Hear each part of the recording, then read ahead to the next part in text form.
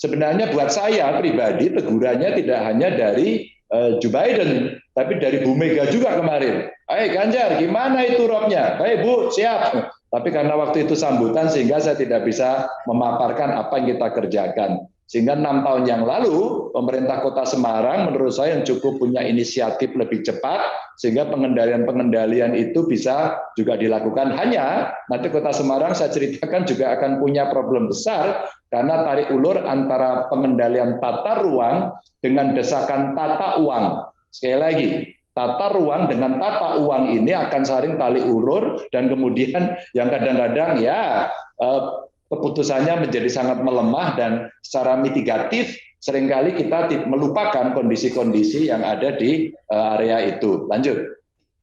Ini kajian model genangan yang pernah dibuat dari PSDA kami, sehingga kalau kita melihat kondisi yang ada, ini kurang lebih sekitar 20,17 hektar atau sekitar 45% wilayah Kota Pekalongan akan tergenang dengan asumsi dan subsidinya 1 meter pada saat simulasi. Jadi kita buatkan modeling. Maka kalau nanti kawan-kawan para ahli bisa melakukan ini, tentu ini akan sangat menarik. Lanjut. Ini faktor penyebabnya tentu hampir semua sudah tahu, bangunan di atasnya, pengambilan air tanah yang ada di sana, dan konsolidasi tanah. Ini tanah yang belum kompaksi, terjadi pada endapan-endapan sedimen yang saya kira kawan-kawan geolog bisa menjelaskan jauh lebih baik dibanding saya. Lanjut.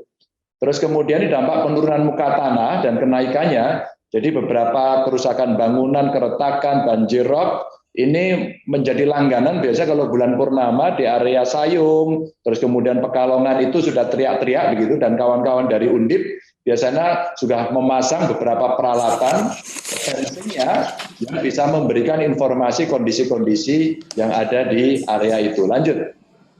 Ini potensi indeks bencananya, lanjut saja ini secara umum, lanjut saja nanti saya tinggalkan paparannya, next. Terus kemudian ini beberapa kita mengajak kawan-kawan kelompok masyarakat untuk mulai aware, khususnya di daerah Pantura ini yang cukup tidak mudah untuk mengajari mereka, karena memang karena memang kondisi lingkungan sekitarnya tarik ulur antara kepentingan-kepentingan individu, komunitas, ya termasuk kepentingan-kepentingan ekonomi. Namun inilah yang tidak boleh berhenti. Terus ini beberapa penanggulangan di beberapa tempat, lanjut saja yang melibatkan masyarakat, lanjut. Terus saja, terus ini beberapa pelatihan dan keterlibatannya, terus saja. Saya mau konsen pada yang kebencanaannya, lanjut saja. Nah, kira-kira penataan ruang ini yang tadi saya sampaikan Bapak Ibu, termasuk pengelolaan kawasan dengan kemiringan lebih dari 40% atau ketinggiannya di atas 2000 di atas permukaan laut dengan pendekatan yang fungsi lindung.